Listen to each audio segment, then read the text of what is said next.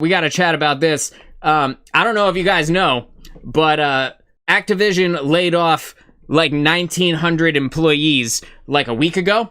And yeah, so this is an article from The Verge that's kind of covering it. We're going to talk about this because I feel like it's important to bring up, because this literally, the future of gaming is changing. Like, the future of gaming is changing right before our eyes. And it started at the beginning of this year. There have been a ton of layoffs, a massive amount of layoffs from many different studios, but the biggest of which happened when the Microsoft and Activision Blizzard merger kind of fell apart. Like, just a few weeks after they had merged, like, there was a massive lawsuit. Many people thought that Microsoft was going to have a monopoly over gaming if they acquired Activision Blizzard. And, like, while that may or may not be true, they do have a ton of the companies that actually make video games under their umbrella. Microsoft does now. But that being said, like, literally just a couple weeks after, they fire 1,900 employees. So we're going to go ahead and read this article here from The Verge, and then we're going to talk about it. It says,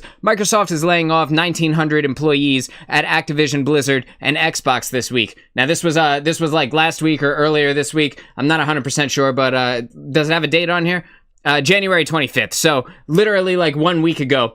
And it says, while Microsoft is primarily laying off roles at Activision Blizzard, some Xbox and ZeniMax employees will also be impacted by the cuts. Now, the crazy thing about this is that Activision Blizzard literally just got acquired at the beginning of this month. Like, how is it that as soon as you pick everybody up, you're like, all right, axe them. Like, they're Negan from The Walking Dead, bro. Like, it's crazy. It's crazy to think about. They literally acquired them, and then they were like, all right, now let's cut almost 2,000 people out. And like, imagine, like, 2,000 people is an enormous amount of people. That's like 10 airplanes worth of people that they just crashed their careers straight into the dirt, bro. And like, this is the future of gaming. This is why it's changing. All of these layoffs are insane. And the article says, the cuts work out to roughly 8% of the overall Microsoft gaming division. That stands at around 22,000 employees total. Imagine that. 22,000 employees and 8% of them just get axed, bro.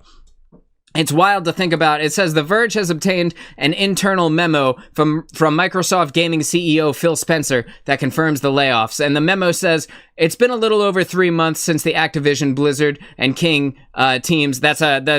They're all part of the same umbrella right there. Activision Blizzard King is all like the same little umbrella. It's been about 3 months since they joined the team at Microsoft. As we move forward in 2024, the leadership of Microsoft Gaming and Activision Blizzard is committed to aligning on a strategy and an execution plan with a sustainable cost structure that will support the whole of our growing business. And like, I gotta ask, right? Like, I gotta know, at what point does Microsoft lose money from having these employees? Like, come on, dude. Like, you're literally one of the biggest companies in the entire world. You're rich as fuck. You're gonna tell me that you can't afford these 2,000 employees' salary? Get out of here, dude. Like, that's crazy. You're out of your mind. You're lying through your teeth, Phil Spencer. You know that you can afford to have these people on payroll. You know you can. You just acquired them a couple months ago. Like, it's nuts. Josh says, that's the Elon Musk shit. Interesting, though. I feel like this is behavior typically characteristic of Sony. They don't play well with others. Yeah, and like, neither does Nintendo when you think about it, right? Like, Nintendo is one of the most litigious companies of all time. Like, they'll come after people running a Super Smash Brothers tournament in their own town with their friends with a prize pool of like $20 and a hamburger, bro. Like, it's nuts. Nintendo is crazy about how they use their games and how they don't want anybody to be a part of their umbrella. They don't want you making content. Nintendo doesn't want you making content for their games. They don't want you using their songs for your content on YouTube. Like, it's nuts. They'll really come and sue you. Like, they'll really pull the lawyers out. But like, you think about Microsoft, how, like, we're all using Microsoft computers right now. Like, how many people own Xboxes? Like, you're telling me the most, like, I gotta figure probably one of the richest companies in the entire world can't support these 2,000 people? Like, come on, dude. You just acquired them and you're just gonna axe them? Excuse me. And, it says, together we've set priorities, identified areas of overlap, and ensured that we're all aligned on the best opportunities for growth. But you know who isn't getting the opportunity? The 2,000 motherfuckers whose jobs you just threw away. They ain't getting no opportunities. It's crazy. It says, as part of this process, I can't believe this shit. It's nuts. As part of this process, we've made the painful decision to reduce the size of our gaming workforce by approximately 1,900 roles out of the 22,000 people on our team. The gaming leadership team and I are committed to navigating this process as thoughtfully as possible.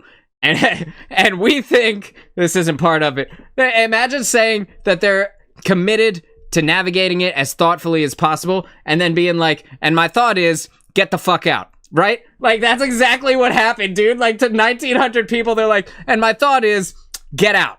You go to sit in the unemployment line. And like, so this is why the future of gaming is changing, right? And I'm gonna speak more about this. I'm gonna read just a little bit more of this Phil Spencer memo, because it's hilarious to me. Like, literally listening to it, reading through this specific memo, and then knowing that 1,900 people lost their job.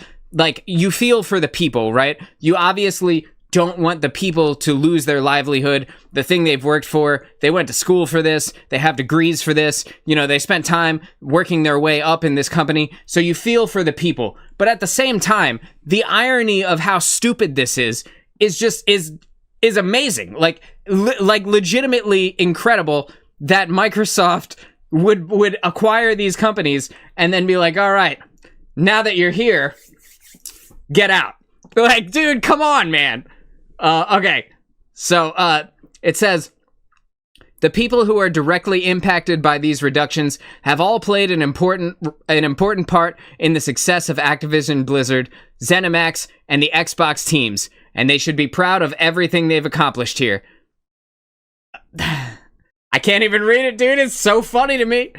It's so fun. Like, his words, this is like the most political lawyer speech to basically be like, you guys are awesome, but we don't need you at all. Like, it's crazy to me. It's crazy.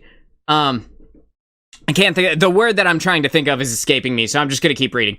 We're grateful for all of the creativity, passion, and dedication they've brought to our games, our players, and our colleagues. We'll provide our full support to those who are impacted during the transition, including severance benefits informed by local employment laws. And, like, it's cool that they got severance. Like, obviously, you do want them to get severance, right? Like, you want them to have enough money to be able to sustain themselves until they can find a new job. But at the same time, how you gonna cut them right after you acquired them? You know you can pay these people. And like, okay, and like, here's the funniest part of all this, right? You know who didn't get impacted by the layoffs? There he is, Bobby fucking Kotick. Bobby Kotick didn't get impacted by these layoffs at all.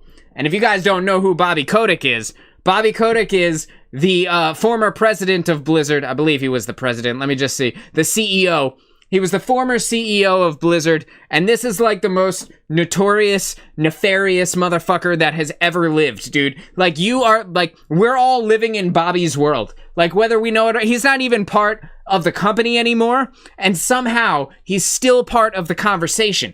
Like, so if you don't know, Bobby Kotick was the CEO of Blizzard for like forever.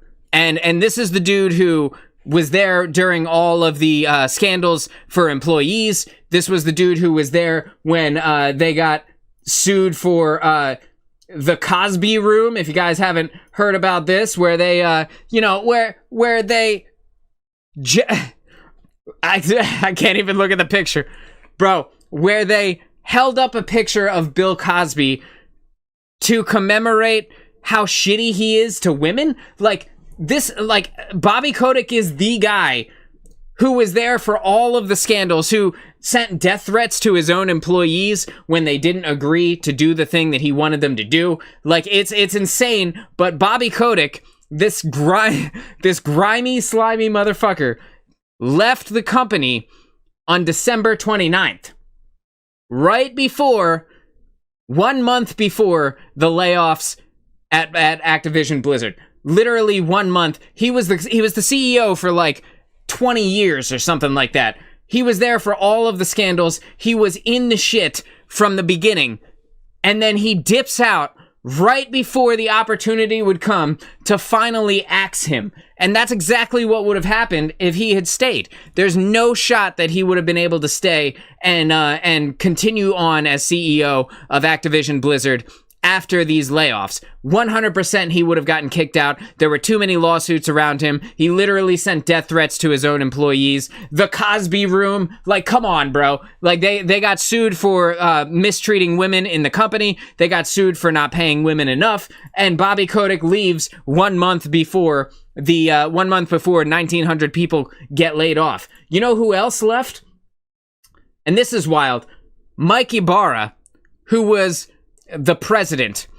Mike Ibarra, the president, left Blizzard the same day that the layoffs happened, right? So this is on Twitter, and he says, "I want to thank everyone who is impacted today for their meaningful contributions to their teams, to Blizzard, and to players' lives. It's an incredibly hard day, and my energy and support will be focused on all those amazing individuals impacted. This is in no way a reflection of your amazing work. If there's anything I can help with, connections, recommendations, etc., DM me." And while all of that is cool, Mike Ibarra was also there for all of these scandals. And it's wild to think that he left the company the same day that all these layoffs happened. What do you think the chances are that he actually left the company and didn't get laid off like everybody else? I feel like, Mike, I feel like you put on a good show, but you can't just be like, "I'm not fired. Bitch, I quit." Like, come on, bro. We see what's going on here, all right, Mike? And so the future of gaming is changing, and the reason that gaming is changing is because these layoffs have impacted so many people. A lot of these people are going to go and create their own studios, or they're going to band together in a different studio, and they're going to make games that are probably better than they've ever made in their entire life. Like, you know how they say when one door closes, a window opens, or some shit like that? That's exactly what's going to happen in gaming. Because when you lay off, I forget how many people it's been since the start of 2024, but it's like 4,000 people. When you lay off 4,000 trained, seasoned, educated game developers, something is going to come from that. Someone is going to benefit from that, and the people that are going to benefit most from that are the consumer. And while you feel for the people that have lost their job, you definitely don't want them to have lost their job. You want them to have their livelihood. You want them to be able to use their education for the thing that they actually spent all the time getting their education for. But at the same time, we're gonna be eating good from this, bro. And thank you to Microsoft for being a dick and cutting all these people. Thank you to all of the other companies who decided it was a good idea to start laying people off, because pretty soon we're gonna reap the benefits of all of the shit that they just sowed. And it's going to be awesome for the consumer. We're going to have incredible games coming up because all of these people are going to come out swinging, bro. Like, they're going to get hired and they're going to make the best fucking games that they have ever made in their entire life. And I can't wait for that. Honestly, I can't wait for that. And if you can tell my cheeks are getting red, I haven't spoke this passionately about something since the last time I went live. But I genuinely believe that the landscape of gaming is changing because of the downfall of 2024 and all of the layoffs that have happened across the industry. I think pretty soon, maybe in the next couple of years, when all these people find new jobs again, we're going to be eating good. We're going to have some baller fucking games to play.